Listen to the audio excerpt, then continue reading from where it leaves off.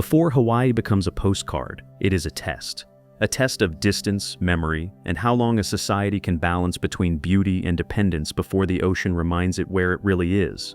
Across the Central Pacific, the islands rise from water so wide that the nearest continent is about 2,400 miles away. They look lush from the air, green and gold against impossible blue. But their first truth is separation. No road can bring food, medicine, lumber, or fuel. The ocean that made Hawaii famous also makes it vulnerable. Modern life here can look strangely ordinary. Traffic pushes through Honolulu. Grocery aisles glow under bright lights. Families fill carts, planes land, and hotels wash their windows toward the sea. Yet most of what fills those shelves did not grow in the islands. Much of it crossed thousands of miles by ship. Between 85% and 90% of Hawaii's food is imported, and the supply of fresh produce can be measured not in seasons, but in days. A place that once fed itself from mountain to reef now depends on container ships. That contradiction is the hidden engine of the Hawaiian story. Their beaches, volcanoes, forests, reefs, farms, cities, and sacred places all ask the same question. How do people live so far from everything else? And what happens when the old answers are forgotten? The land itself began as fire under deep water. Hawaii was never attached to a continent. It rose. A hot spot in the Earth's mantle burned beneath the moving Pacific plate, punching volcano after volcano through the sea floor. As the plate drifted, the hot spot stayed behind, leaving a chain of islands, reefs, atolls, and drowned mountains. The oldest parts are being worn down and pulled back toward the sea. The youngest are still being built. Creation here is not a memory from the distant past. It is still happening. Lava from Kilauea has crossed roads, entered neighborhoods, swallowed homes, and hardened into new black coast. To scientists, it is geology in motion. To native Hawaiian tradition, it is also the work of Pele, the volcano goddess, whose presence in the crater is a way of understanding a living, dangerous land. The lava destroys, but it also creates. It takes back, then gives form again. Soon after the rock cools, life begins the slow work of covering it. The Ohia tree can root itself in raw lava where almost nothing else survives. Its red flowers look delicate against the black stone, but the tree is one of the first builders of forest. In the story many islanders know, Ohia and Lewa were lovers, and when the blossom is picked, the sky grieves with rain. The legend ties feeling to ecology, love to weather, and memory to the land itself. The same slopes can hold snow, rainforest, pasture, and desert-like lava fields within a single island. Measured from its base on the ocean floor, Mauna Kea rises higher than Everest, though most of its body is hidden beneath the Pacific. Its summit stands above much of the moisture and light of the lower world. Telescopes there look into deep time, using the island's isolation to see galaxies billions of years away. Yet the summit is also sacred ground, a meeting place of earth and sky in Hawaiian belief. Science and ancestry share the same thin air. Isolation shaped more than rock and sky. It shaped life itself. When the first islands cooled, they were bare. Every plant, insect, and bird had to cross open ocean by chance. A seed caught in a storm. A spider lifted on silk. A bird blown off course and lucky enough to find land. Successful arrivals were astonishingly rare, sometimes separated by thousands of years. But the few that reached Hawaii entered a world without the pressures that shaped them elsewhere. Evolution had room to experiment. A single ancestral bird could become an entire family of honeycreepers. Their beaks turned into tools for flowers, seeds, bark, and hidden insects. A goose could leave the water behind and adapt its feet for walking over lava. The nene became a mountain bird on volcanic ground, found nowhere else. Tiny spiders in wet forests developed markings that look by accident like smiling faces. Plants like the silver sword learned to wait for decades on cold volcanic slopes, bloom once in a silver tower, and die. The wonder of such life is inseparable from its fragility.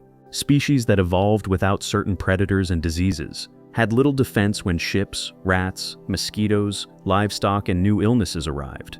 Avian malaria pushed many native birds into colder high forests where mosquitoes once could not survive. As temperatures warm, that refuge narrows. Many honeycreepers are already gone. Others survive uphill, running out of mountain. The monk seal, the green sea turtle, the nene, and the remaining forest birds all carry the same warning. In Hawaii, what exists nowhere else can vanish nowhere else. Still, survival has never depended only on luck. Sometimes it depends on people choosing care over convenience. The nene fell to fewer than a few dozen birds in the 20th century before slow breeding and predator control helped bring it back from the edge. Green sea turtles, once heavily hunted, now rest openly on beaches where people are asked to step around them.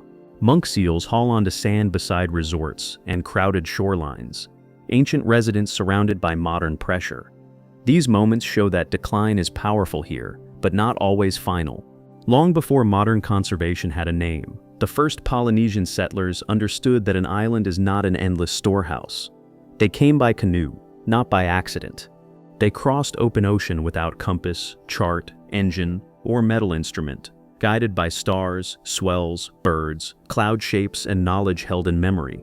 They were not wandering, they were navigating. Somewhere between roughly 1500 and 1700 years ago, voyagers from the South Pacific found land in one of the most remote parts of the planet and brought with them the materials for a complete society. Those canoes carried more than people. They carried taro, breadfruit, banana, sweet potato, coconut, sugarcane, gourds, plants for medicine and cloth, and animals such as pigs, dogs, and chickens. These were the canoe plants and animals, a founding inventory selected with extraordinary care. The settlers were not arriving at a garden already waiting for them. They were bringing the beginning of one, knowing there would be no rescue if the plan failed. The system they built did not treat land as empty space to be divided by straight lines. It followed water, slope, forest, field, coast, and reef. The Ahopua stretched from mountain to sea, giving each community access to upland timber, rainfall, cultivated terraces, shoreline, salt, and fish. In wet valleys, water moved through lowie, the taro patches that fed families and carried deep spiritual meaning. Near the shore, stone fish ponds used tide and patience instead of engines. Young fish entered through gates, fed in protected water, grew too large to leave, and became a reliable food source. This was not desperate survival at the edge of starvation. It was an organized food system capable of sustaining a large population without imports. The old principle was simple and demanding. The land is chief and people serve it. To care for the land, malama aina, was not sentiment. It was policy, belief, and daily labor. Kapu restrictions could protect spawning fish, limit harvests, and keep forests from being stripped. Spiritual law worked as resource management because in a place this isolated, waste was not merely foolish, it was dangerous. Traces of that intelligence still appear beneath modern Hawaii. Ancient fish pond walls are being rebuilt by hand. In places such as Hiea, people pull invasive mangrove from stones laid by ancestors and restore a pond nearly a mile long. Taro terraces return where weeds had taken over. Breadfruit is planted again. These efforts are not nostalgia. They are a response to a practical crisis. The islands once knew how to feed themselves. The question is whether that knowledge can become large enough again to matter. The outside world arrived as disease, trade, weapons, missionaries, ambition, ships, and money. Captain James Cook's landing in the late 18th century opened the islands to forces that would change them faster than almost anything before. Native Hawaiians faced diseases for which they had no immunity, and the population collapsed across the following generations. Land that had supported communities was increasingly redirected toward crops for export. Sugar and pineapple transformed fields into plantations. The goal was no longer to feed the islands, but to produce for markets far away. Workers were brought from Japan, China, the Philippines, Portugal, Korea, and other places, creating a plantation society crowded with languages, foods, religions, and customs. Out of that hardship came a local culture unlike any other in America. Pidgin grew as a shared language. Plate lunches, shave ice, and spam musubi became part of daily life. The mixing was real and beloved, even though it began in an economy built on inequality and control. Power shifted with the land. By the late 19th century, plantation owners and foreign businessmen had more influence than the Hawaiian kingdom itself. Queen Liliuokalani tried to restore authority to her people and the crown, but in 1893, she was overthrown by a group backed by American interests. United States forces came ashore in Honolulu under the claim of protecting American lives. To prevent bloodshed, the Queen yielded under protest, trusting that justice would follow. It did not. She was later imprisoned in her own palace, the only royal palace on American soil, and the islands were annexed by the United States in 1898. That history lives beneath streets, resorts, military roads, and government buildings.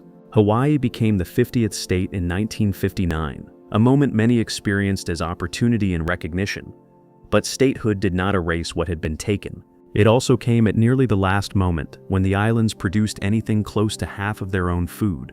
After that, tourism, military investment, suburban growth, and imported goods became the new foundation of daily life. The ocean made Hawaii remote, but it also made it strategically priceless. Pearl Harbor, once known in Hawaiian as the Waters of Pearl, became a Central American naval base, because whoever holds Hawaii holds a powerful position in the Pacific.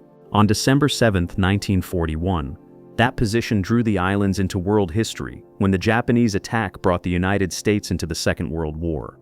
The military presence that expanded then never truly left. Today, it remains one of the largest forces in the local economy, and one of the clearest reminders that isolation can be weakness or power depending on who is looking at the map. Modern Honolulu shows that paradox in concrete. Glass towers, freeways, military facilities, and shipping cranes stand beneath green ridges and trade wind clouds. Around Waikiki, hotels rise where wetlands, taro fields, and fish ponds once shaped a different relationship with water. The sand, surf, and sunset are real. So is the machinery behind them. Millions of visitors arrive each year, needing food, electricity, transport, water, and space. Tourism brought jobs after plantations declined, but it also deepened dependence and pushed land prices higher. For residents, beauty does not lower the rent. Hawaii is one of the most expensive places in the United States to live. Land is finite, demand is not. Families who have lived in the islands for generations compete with resort development, outside investment, and wages that often do not match the cost of staying. Increasingly, people born in Hawaii leave for the mainland because life at home has become too expensive. Many native Hawaiians now live outside the islands, and Las Vegas has become known by some as the Ninth Island, a desert place where island food, music, families, and memory continue far from the sea. Fire has become part of that pressure in a new way. In August of 2023, wind-driven flames swept through Lahaina on Maui, a town once tied to the Hawaiian kingdom and later to whaling, tourism, and generations of local life. Much of it was destroyed in hours. The fire became the deadliest American wildfire in more than a century. For many families, the disaster did not end when the flames went out. Rebuilding meant facing the same question that already haunted the islands. Could they afford to remain? Natural danger in Hawaii has many forms. Lava can erase a subdivision. Hurricanes and tsunamis can threaten the harbors. Cliffs drop into wild surf. Blowholes can turn waves into sudden geysers through volcanic rock. The sea can look calm and still hold currents stronger than a visitor expects. Yet danger here is not only dramatic, sometimes it is logistical. Honolulu Harbor receives most of what Hawaii consumes, from fuel and medicine to food and construction materials. If a major storm, port closure, or disaster interrupts that channel, the weakness of modern dependence becomes visible very quickly. The older system cannot simply be copied into the present as if time never passed. 1.4 million residents, millions of visitors, military bases, hospitals, schools, airports, and cities cannot live exactly as the old Ahupua'a once lived. But the principle behind it may be more urgent than ever. Grow what can be grown, protect water, respect limits, restore fish ponds and taro patches where possible. Treat the island not as a product, but as a vessel that must carry everyone aboard. The image of a vessel is more than metaphor in Hawaii. In the 1970s, when traditional wayfinding had nearly disappeared from the islands, a group of Hawaiians built a double-hulled canoe named Hokulea. Skeptics had claimed that ancient Polynesian voyages must have been luck or drift. The canoe answered with proof. Guided by the Micronesian master navigator Maupiai Lug, Hokulea sailed from Hawaii to Tahiti without modern instruments. Stars, swells, wind, birds, and memory were enough. When the canoe arrived, it restored something larger than a sailing route. It restored confidence and ancestral genius. That revival did not stop with one voyage. Navigators such as Nainoa Thompson learned, taught, and helped carry wayfinding into a new generation. Hokulea later sailed across oceans and around the world with a message called Malama Honua, care for island Earth. A voyaging canoe teaches the lesson plainly. Everything needed for the journey is aboard when the vessel leaves shore. There is no store in the middle of the Pacific. Waste can become danger. Carelessness can become death. The crew survives by discipline, trust, observation, and respect for limits. An island works the same way. A canoe is an island, and an island is a canoe. That idea links ancient navigation to the future of modern Hawaii more strongly than any slogan could. It explains why food systems, language schools, reef protection, bird recovery, fish pond restoration, and debates over sacred mountains all belong to the same story. They are different forms of remembering how to live within boundaries. Culture here has survived by moving through wounds without becoming only wounded. Hawaiian language was once pushed toward the edge, even banned from schools in earlier generations. By the late 20th century, only a small number of children still spoke it fluently. Families and educators built immersion schools and brought it back into classrooms, songs, ceremonies, and homes. It is alive in the mouths of children again. That matters because language is not only communication, it is a map of values. Faith and daily life are not easily separated in the islands. A green sea turtle can be wildlife and also an omakua, a family guardian. A volcano can be geology and the realm of Pele. A temple bell can ring beneath the Ko'olau Mountains, while commuters move through modern Oahu. Sacredness appears beside roads, in chants, in names, in beach etiquette, and in the way people speak of water and mountain. The pressure of water is everywhere. Trade winds rise against mountain walls and release rain so heavily that places on Kauai rank among the wettest on Earth, while nearby slopes can fall into dryness. Water cuts Waimea Canyon into red and green depths. It hides sea caves below the Napali Cliffs and feeds waterfalls like Akakaka and Wailua. It fills the reef at Hanoma Bay with coral and fish if protected carefully enough from the crowds that come to see it. The beaches are not all one kind of paradise. Some are white and crowded, framed by hotels and surf schools. Some are black, made from lava broken into sand, where turtles rest against the heat of the shore. Some are green with olivine crystals, rare and hard to reach, the color of minerals torn from volcanic rock. The coast can be luxury, refuge, burial ground, playground, filming location, military zone, sacred edge, and ecological warning all at once.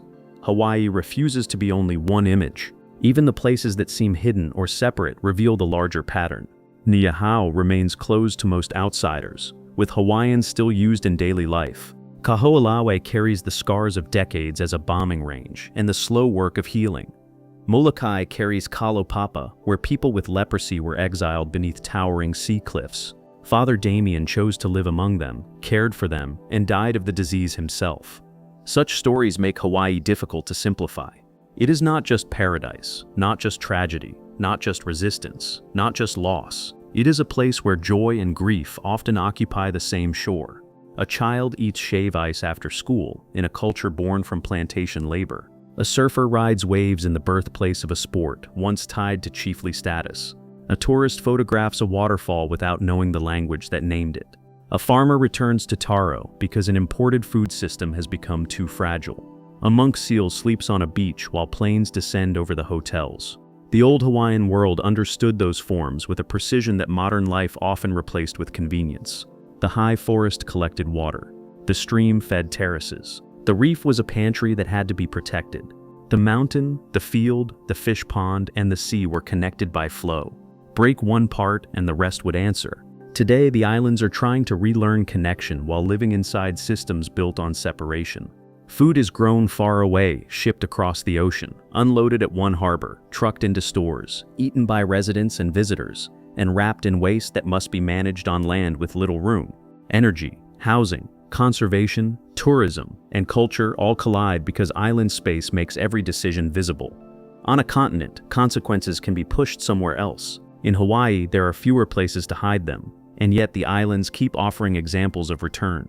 The green turtle's comeback, the Nene's survival, the rebuilding of fish pond walls, the reopening of taro patches, the sound of Hawaiian in schools, the sight of Hokulia under sail, the leadership of women navigators and young farmers, the patience of people restoring places that may not fully heal in their own lifetime. None of these answers is large enough alone. Together, they form a pattern of refusal. That refusal is quiet, but it is not weak. It says the islands are not only a destination for others, they are a homeland. It says the ocean is not only a barrier, it is a teacher. It says land is not only real estate, it is ancestor, provider, and responsibility.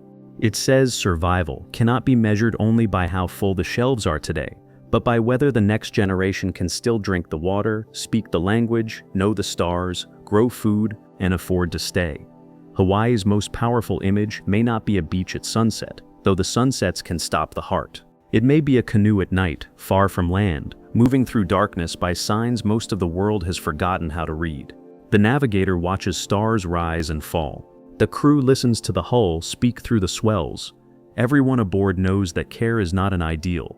It is the difference between arriving and disappearing. That is the deeper Hawaii behind the vacation dream. A chain of volcanoes still being made. A living archive of species found nowhere else. A kingdom overthrown but not erased. A modern state with an ancient memory. A paradise that imports its breakfast. A sacred mountain full of telescopes. A city of glass balanced on a supply line. A people whose ancestors found the most isolated land on Earth and made it home. The question remains open because Hawaii itself remains unfinished. Lava is still cooling. Birds are still retreating and returning. Fish pond stones are still being lifted back into place. Families are still deciding whether they can stay. Children are still learning words once nearly lost. Ships are still entering the harbor. Canoes are still leaving. To live here is to live inside that tension. Beauty does not protect a place from hunger, history, fire, or forgetting. Isolation can wound, preserve, endanger, and inspire.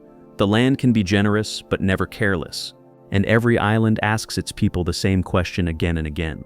What will you carry? What will you restore? What will you leave for those who come after you?